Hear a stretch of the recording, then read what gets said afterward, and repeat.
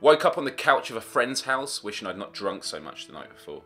I was saddened by the news that while Americans were out partying for New Year's, Barack Obama signed the National Defense Authorization Act. Eating lots of fruit and veg, a good start to the year. Watched the GOP debates, very fascinated by Ron Paul and his anti-establishment stance. Had fun with the iPhone app, Sleep Talk Recorder. Got VIP tickets to see the filming of Red Dwarf Series 10. Did a YouTube campaign called What Are You Capable Of for 20th Century Fox's movie Chronicle. Joined the Soper and Pippa protests. Sat outside a hospice in the garden with my uncle, looking at the night sky, discussing life's biggest questions. Engaged in the big breakfast, medium lunch and small dinner eating approach. Gave an in-depth lyric analysis of the masterpiece that is Stupid Ho. Joined Foursquare. Got addicted. Launched a new YouTube channel with my friend Connor Jatta called Question of the Day.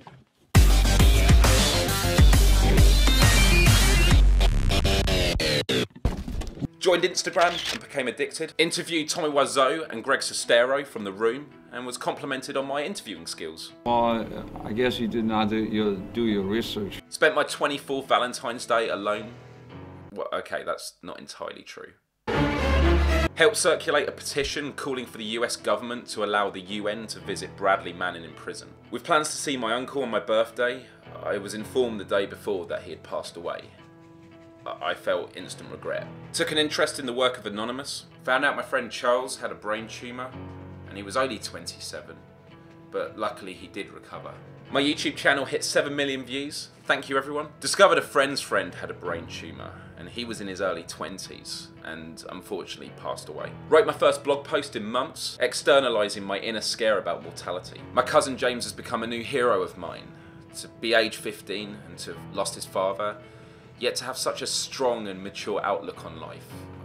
I've learned an awful lot from him and words can never explain how inspiring I find him. Became vocalist for the band Schemata Theory, auditioned to be a TED speaker, but unfortunately I didn't even get through the first round. I self-funded a 7-day UK lecture tour in which I spoke at schools and universities about my experiences with the internet and how I believe it can lead to a global civilised society. I finished the tour at Zeitgeist Day 2012 in Friend's House, London, in front of 600 people.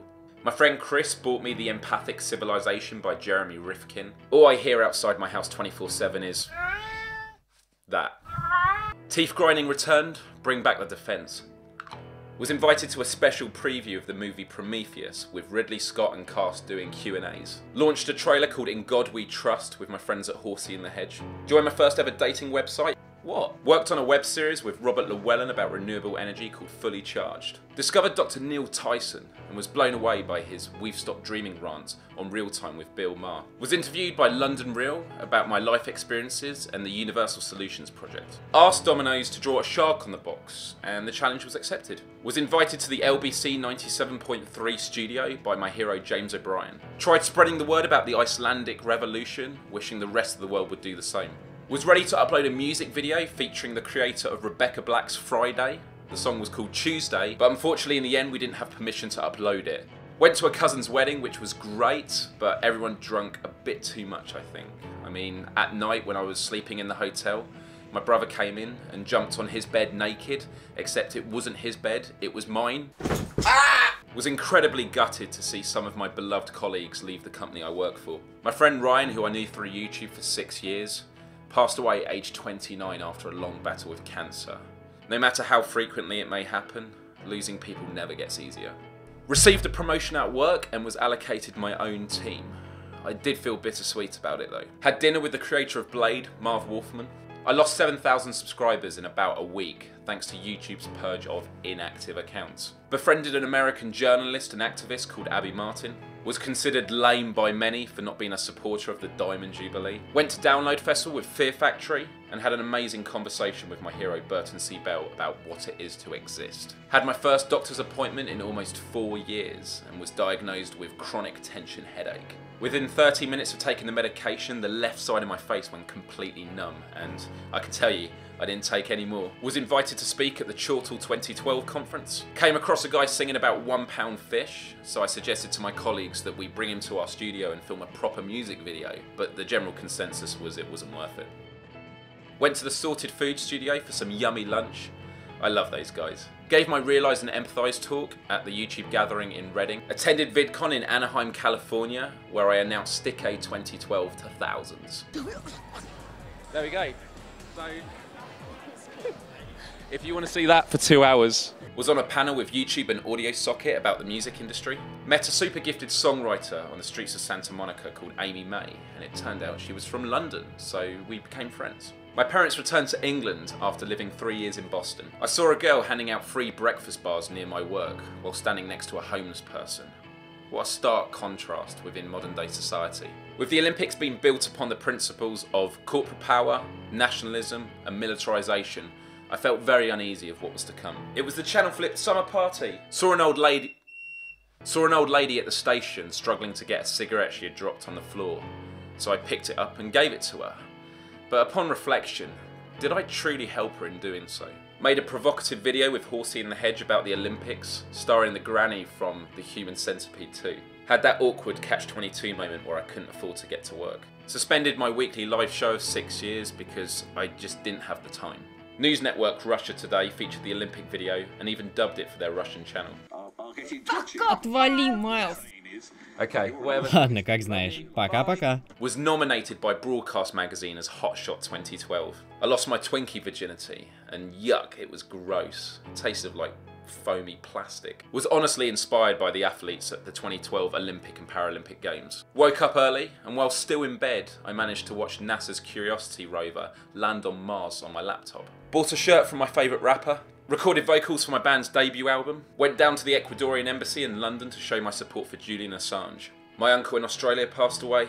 Sudden shock. Went to Summer in the City. The venue for Stick-A fell through, and we struggled to find a new one. Helped build a new online platform for my friend Abby and her new show Breaking the Set. Started a new show called Channel Flip Weekly. Met the talented Dave Erasmus, the CEO and founder of fundraising tool Givey. He kindly offered to help out with Stick-A. Top German court approves a €500 billion bailout of the Eurozone. Spoke out about the movie The Innocence of Muslims, and as a result received quite a few death threats. Developed strong feelings for my friend Abby, so I told her. Changed my Twitter username to Myles Dyer. You'll never guess how I came up with that. Filmed what was to be the last ever video on my YouTube channel, but it never went up. Posted a fake anti-smoking ad. Became really ill again. Unimpressed by a puppet show series on US TV called The Presidential Debates. Stick-A 2012 seemed increasingly unlikely, so the lovely UNICEF reached out. Scared of how poor my memory was getting. I lost respect for the Nobel Peace Prize when the EU won it. Worked on an anti-bullying campaign with my friend Lindsay and the YouTube community. Watched Felix Baumgartner freefall from the edge of our planet's atmosphere on my iPhone while food shopping. I love technology. October was a month where nothing seemed to be going right. Halloween party at work. Really wanted to get back into making regular videos again. Flew out to Washington D.C. Met my old school friend Adam, who I hadn't seen in 7 years. While visiting the Martin Luther King Memorial, I was recognised by a group of people who asked to have their photo taken with me. I mean, just out of all the places in the world. The weather was amazing, but I was told Hurricane Sandy was coming the next day. They didn't say this in the travel brochure. Got to go out with some amazing people, including Manuel, Katie, and yes, Abby. Spent a lot of time in the hotel gym during the hurricane with a new iPhone app called Zombies Run. Visited the museum on the last day, which was just fantastic. The Twin Tower remains were exceptionally chilling, with a backdrop of global reaction in print. I was also blown away by the Pulitzer Prize Gallery, and they also had a room full of newspaper front pages of all the biggest events in history, including the Great Fire of London. Incredible. One quote from that museum that has stuck with me is, "Journalism is the first draft of history." My friend Adam gave me a book he wrote as a goodbye gift, and it made me reconsider writing my own book sometime. Leaving Washington D.C, I concluded it just wasn't meant to be with Abby. I guess at least I can say I tried. My band had a fiery music video shoot. Ended up in a karaoke bar one night with my boss singing Linkin Park.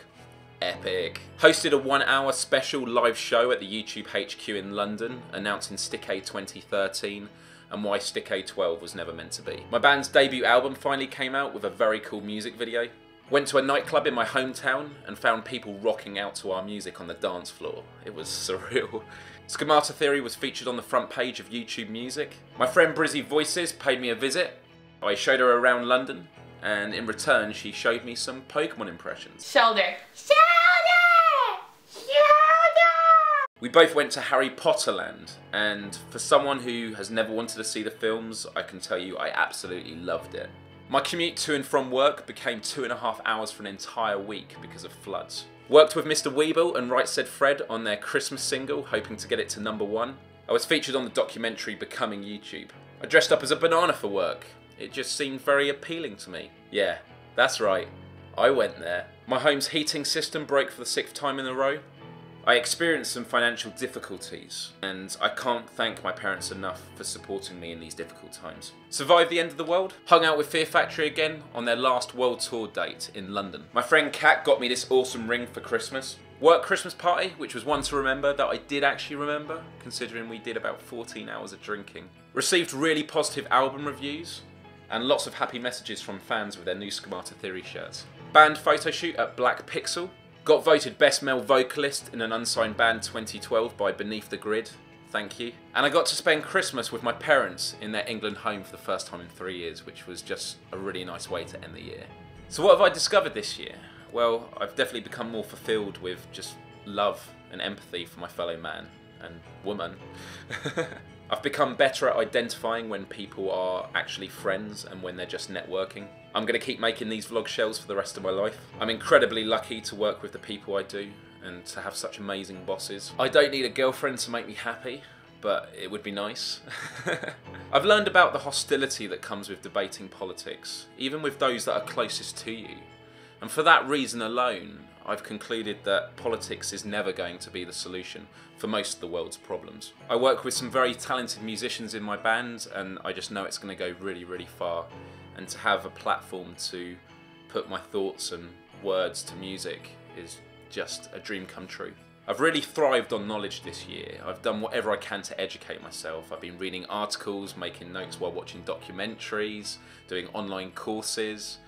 But I do really want to become a much better critical thinker. Although I'll never get to see how the story ends with humanity, I want to live as much of it as possible. It's also become clear to me that, you know, people come and go in life. Sometimes friends disappear, sometimes you meet up again, sometimes you experience death.